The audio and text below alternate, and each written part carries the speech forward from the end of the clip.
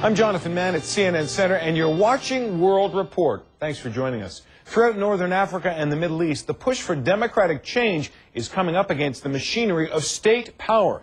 Demonstrations spread from Tunisia to Kuwait, Morocco, Djibouti, and Iraq, as well as Bahrain, Libya, Algeria, Yemen, Iran, and of course, Egypt.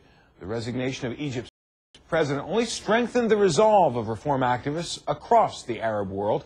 Dozens of people have reportedly been killed in Libya alone in the past few hours when security forces moved to crush pro-reform demonstrations in Benghazi.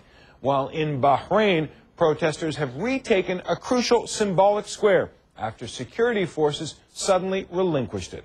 Let's start in Bahrain, where the Crown Prince told CNN's Nick Robertson that protesters will be permitted to stay in the Pearl Roundabout and that the government will be talking to all parties. It was an exclusive interview. Here now is an excerpt. Today we've seen the army pull off the streets, the police pull off the streets, the protesters get to Pearl Roundabout. What's happened? This seems like a reversal. What has happened is that we have, under the leadership of His Majesty, decided that the best way to handle this situation without any further loss of life or injuries is through dialogue. Who are you engaging with dialogue now? All political parties in the country deserve a voice at the table. His Majesty last night issued a decree charging me with leading that dialogue, and my role has been to diffuse the situation, to reach out to all of the political parties, and to make sure that trust is built between all sides. So what happened today is the first step in building that trust. I think there's a lot of anger, there's a lot of sadness, and on that note I would like to extend my condolences to all of the families who lost loved ones and all of those who have been injured. We are terribly sorry, and this is a terrible tragedy for our nation. Yesterday people saw the pictures of a group of men walking towards the roundabout with their hands in the air saying peace, peace, peace. There was a volley of shots, and a number of them were seen immediately afterwards on the ground, one apparently, at least apparently dead. What happened? Who's responsible? Well, nobody has died yet from that, but one is very, very, very critically ill. It was a terrible tragedy.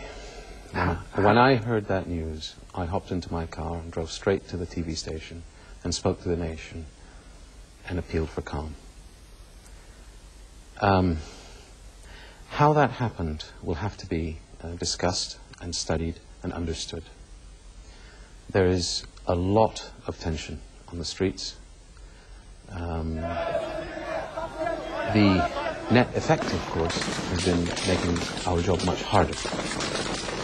But what we must do is extend our hand to all of those who would like to reach out across the aisle to one another, from all sects, from all political ideologies, and say enough. This is not the Bahrain I know. I never thought I'd see the day that something like that would happen. Has there ever been a moment so tense and dangerous in Bahrain's history as today? I don't know what the soldiers in Northern Ireland felt, or Ohio State in America. But this is our tragedy, and we will have to commemorate it some way. And now the protesters are back in Pearl Roundabout. What will happen? Will they be allowed to stay there? Absolutely. We are working to get them to a safe place. Our big fear, the protesters in Pearl Roundabout represent a very significant proportion of our society and our political belief. But there are other forces at work here. This is not Egypt and this is not Tunisia. And what we don't want to do, like in Northern Ireland, is descend into militia warfare or sectarianism.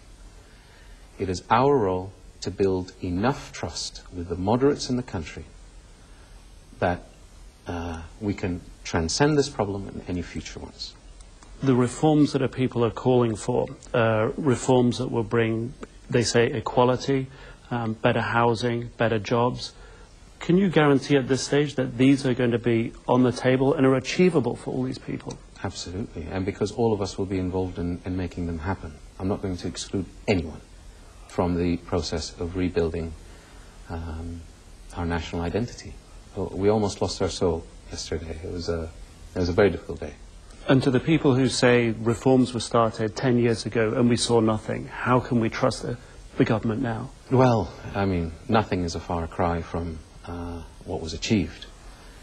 People wouldn't have been able to have conversations about political issues 10 years ago. There were no political societies 10 years ago. There was no social security guarantees. There was, I mean, there's one a vibrant press as there is now. There was no internet freedom, although I could argue that it needs more. But what is certainly the case is it wasn't enough, and we need to do more, and I pledge myself to that task to the best of my ability. Nick Robertson speaking there with the Crown Prince of Bahrain. Well, the